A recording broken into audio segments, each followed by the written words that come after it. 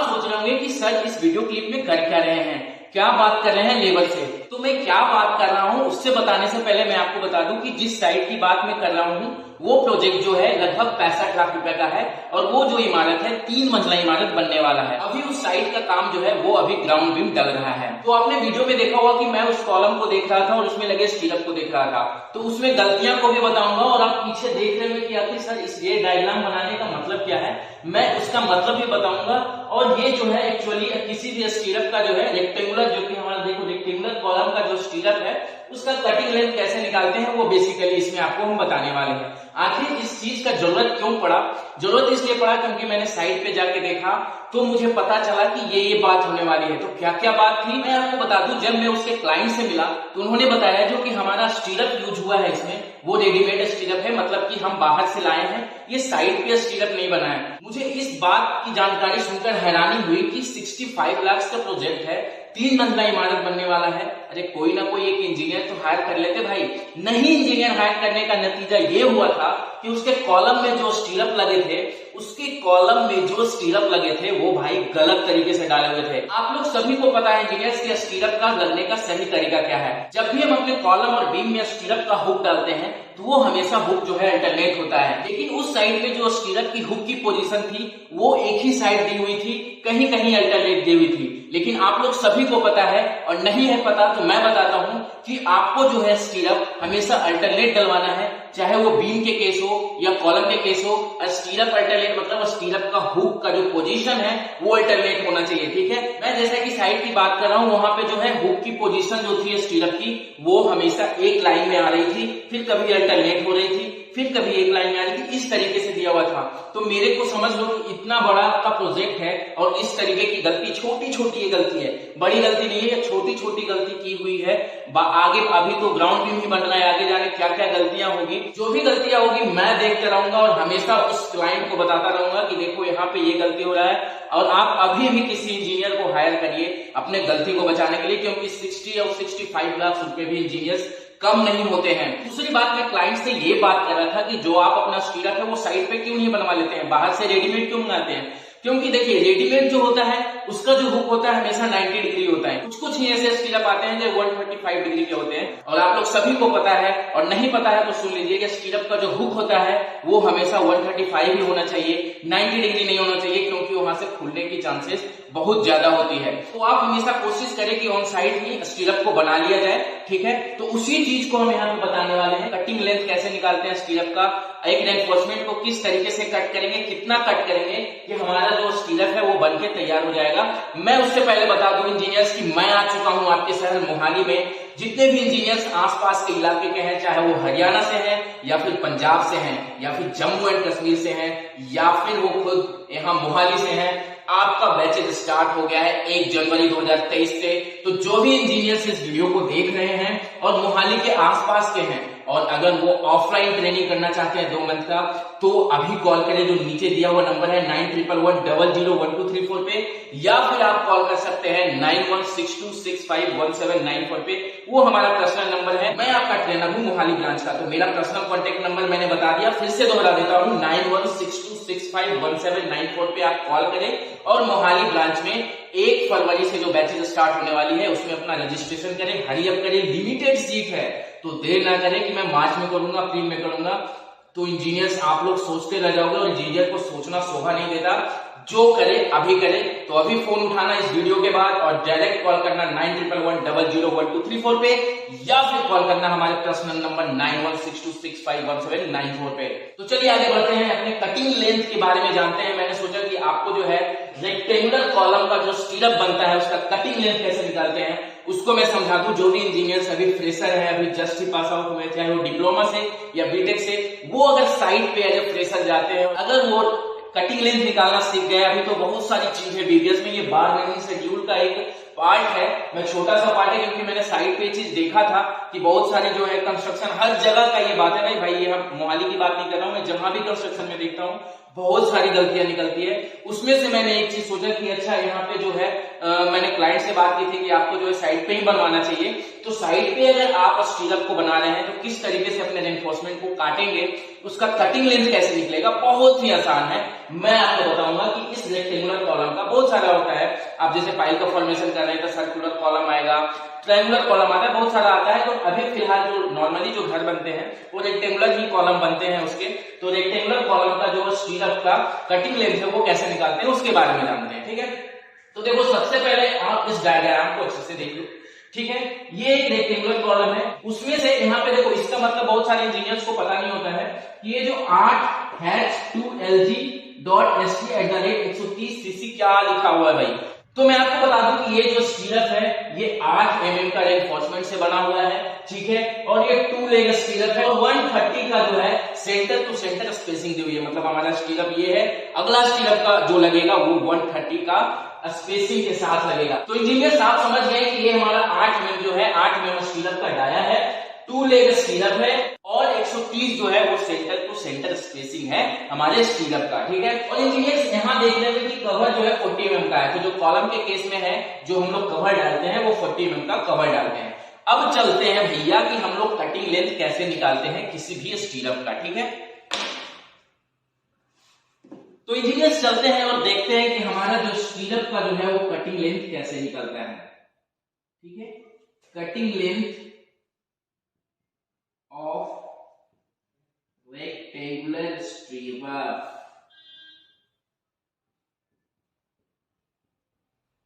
ठीक है। सबसे पहले आप यहाँ पे देखिए, ये हुक है, ठीक है। अगर यहां से हम चलते हुए आए, ठीक है, यहां से चलते हुए आए और इस तरीके से चलते हुए जाए और यहाँ पे जाए, तो सबसे पहले मैं आपको नेम लिख के दिखा देता हूं।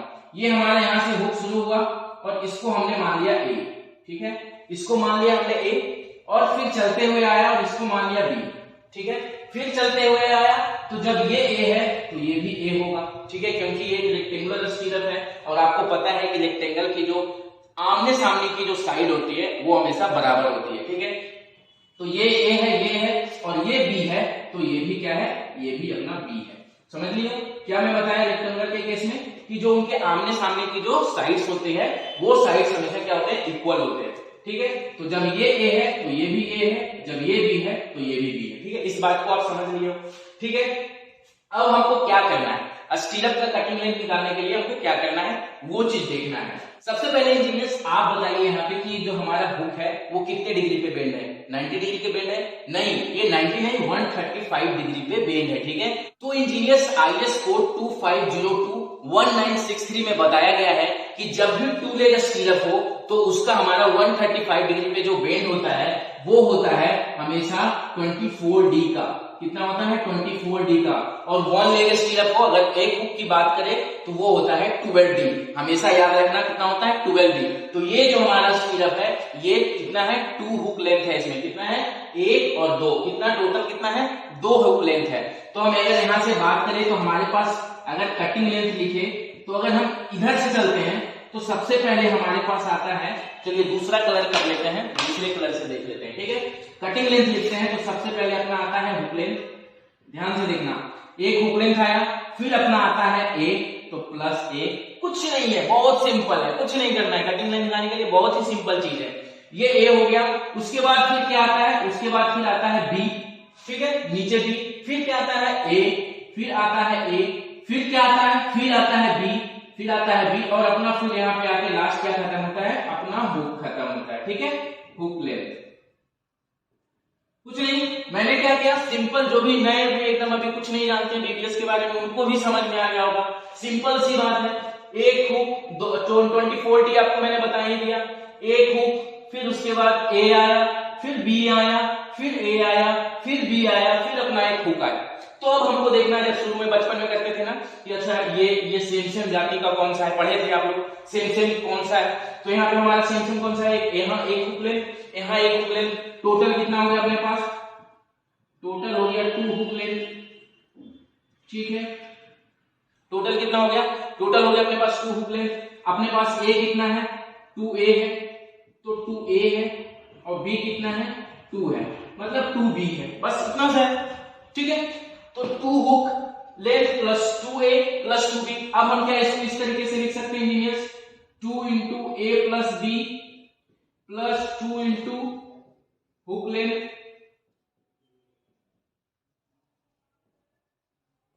इस तरीके से लिख सकते हैं, लिख सकते हैं। तो आपको पता है पेरीमीटर हमको फाइंड करना है। ये चीज जो है रेक्टेंगुलर का पेरीमीटर ही है, और रेक्टेंगुलर का पेरीमीटर क्या होता है, रेक्टेंगल का पेरीमीटर क्या होता है 2 इंटू एल प्लस बी।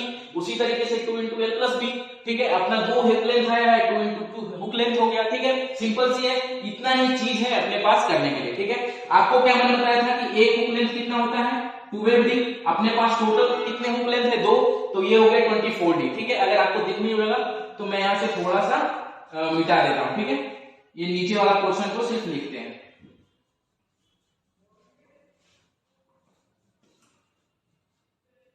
अपना क्या आ गया था, फाइनल क्या आ गया था, फाइनल आ गया था 2 इंटू ए प्लस बी और प्लस में 2 इंटू हुक लेंथ,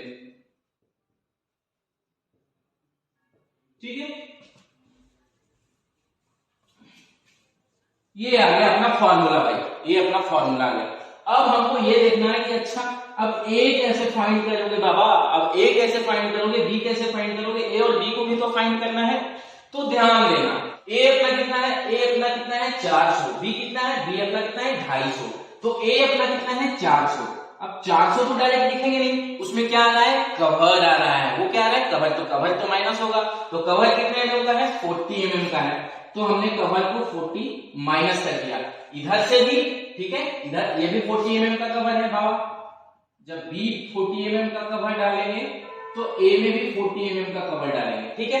तो अपना क्या किए, 40 एमएम का कवर इधर से और 40 एमएम का कवर इधर से, ठीक है। दोनों तरह से 40 एमएम का कवर माइनस हो गया। अब क्या माइनस होगा, कोई बता सकता है क्या, अब क्या माइनस होगा, अब माइनस होगा कि हमारा जो स्टीलअप का जो है, ये देखो ये सेंटर से ये सेंटर लिए थे, ठीक है, ये सेंटर से ये सेंटर लिए, मतलब हमको सेंटर टू सेंटर लेना है। सेंटर टू सेंटर क्यों लेते हैं, क्योंकि सेंटर टू सेंटर हमारा न्यूट्रल एक्सिस होता है। न्यूट्रल एक्सिस में होता है कि जब भी हम रेनफोर्समेंट को बेंड करते हैं तो ना तो उसमें इलोंगेशन होता है और ना ही उसमें कॉन्ट्रैक्शन होता है, मतलब ना ही तो वो बढ़ सकता है ना ही तो वो घट सकता है। इसलिए हमेशा जो है सेंटर से ही लेते हैं। तो ये हमारा 8 एमएम का जो है क्या है, 8 एमएम डाया का स्टीलअप है, तो सेंटर टू सेंटर है, तो मतलब ए में हमारा इधर सेंटर से लेने हैं तो इधर 4 एमएम माइनस होगा, और इधर से लेने हैं तो इधर 4 एमएम माइनस होगा, ठीक है। सेंटर से लेने हमारा स्टीलअप इस तरीके से है, तो हम लोग सेंटर से ले रहे हैं, मतलब 8 एमएम का पूरा स्टीलअप है, तो 4 एमएम इधर से होगा माइनस और 4 एमएम इधर से माइनस होगा। इसी तरीके से बी में जाएंगे, ठीक है, ये ए के लिए हो गया, बी में भी क्या करेंगे, बी के लिए भी वैसे ही करेंगे, ठीक है। इसको घटा के जो आएगा अभी लिखेंगे। बी में क्या करेंगे, बी अपना कितना है, बी अपना कितना है 250 और हमारा कवर कितना है 40 माइनस 40 और 8 एमएम का है, तो इधर भी सेंटर से लिए। क्यों, क्या बताए थे, जब भी हम सरिया को बेंड करते हैं तो ना तो उसमें एलोंगेशन होता है और ना ही उसमें कॉन्ट्रैक्शन होता है, मतलब ना ही तो वो घटता है ना ही तो बढ़ता है, इसलिए हम लोग सेंटर से लेते हैं। तो ए में भी 4 माइनस 4 और बी में भी 4 माइनस 4 करेंगे, ठीक है। चलिए अब देखते हैं 400 माइनस 40 माइनस 40 माइनस 400 में से 80 गया कितना 320 में से 8 गया कितना बच गया 312 एमएम, ठीक है। और बी में क्या हो गया 250 में से 88, मतलब ये हो गया 80 और 88, 250 में से 88 गया तो 2, ये हो गया 4 6 और 1, मतलब 162 एमएम, ठीक है। इस चीज को समझ के ध्यान से मैं एक बार रिपीट कर दे रहा हूं। हमारा 400 एमएम डायमेंशन दिया हुआ है, 40 एमएम का कवर है, फिर नीचे का 40 एमएम, इधर का 40, इधर का 40 एमएम ए के लिए, और सेंटर से लिए इसलिए 4 एमएम दोनों तरफ से माइनस हो गया। बी में क्या है, कॉलम का बेस कितना है 250 है, कॉलम का बेस 250 है, तो 250 में से 40 कवर और 4 सेंटर टू सेंटर जो है अपना स्टीरअप जो है 8 एमएम का था, तो सेंटर टू सेंटर 4 माइनस 4 हो गया, ठीक है। ये आ गया अपना घटा के 312 और 162, तो हमारा ए और बी का वैल्यू क्या हो गया, मिल गया। हुक लेंथ का भी वैल्यू मिल गया, कितना है 12D। अब कोई दिक्कत, डी यहाँ पे 12D का मतलब क्या है स्टूडेंट्स, डाया ऑफ बार, मतलब कि जो स्टीरअप में कितना एमएम का बार का यूज हो रहा है वही होता है। तो डी अपना कितना डाया ऑफ बार स्टीरअप में कितना है 8, ठीक है। अब इसका आगे का कैलकुलेशन करते हैं, ठीक है। ए अपने पास आ गया है, ठीक है, लिख देते हैं यहाँ पे, चलिए यहाँ ही लिख देते हैं। ए आ गया है 312 एमएम और बी आ गया है 162 एमएम।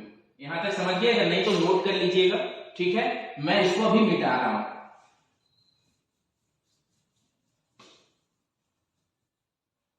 ठीक है। अब इसको हम इस वैल्यू में डालते हैं, तो 2 इंटू ए कितना है 312, बी कितना है 162 mm plus 2 into hook length कितना है अपना 12 और डी कितना है 8। ठीक है, तो आप इस चीज को आप कर सकते हैं आराम से, कोई दिक्कत नहीं है। ठीक है, ये हो गया, इसको बाहर ही लिख देते हैं mm को।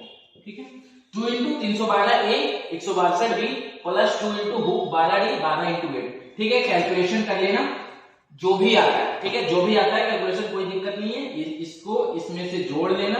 चलो मैं ही कर देता हूं, उतना दिमाग क्या लगाना है। 312 162 5 6 7 3 1 4 474।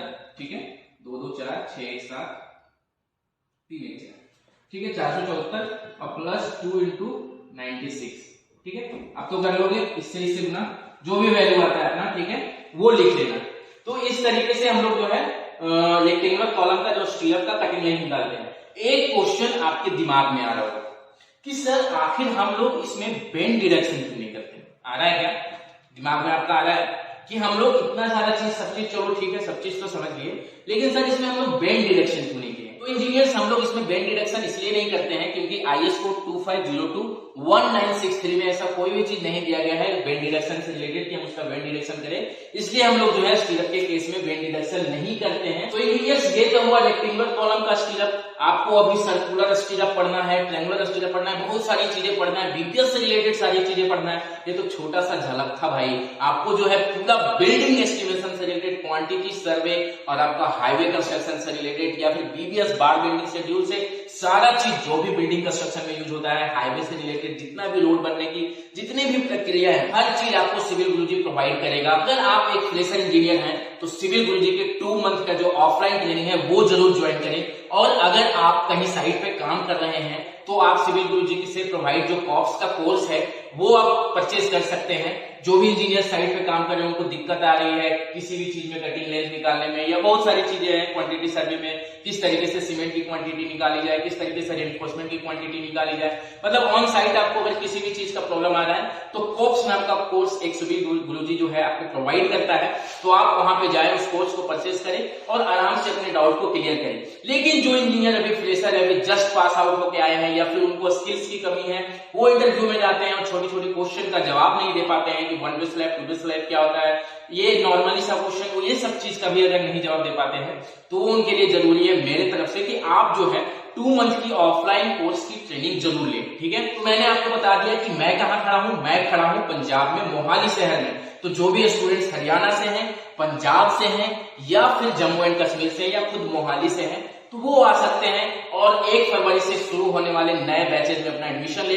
जल्दी करें और कॉल करें 9111001234 पे, या फिर आप कॉल कर सकते हैं हमारे पर्सनल नंबर 9162651794 पे लिए। तब तक के लिए इजाजत दीजिए। जय हिंद।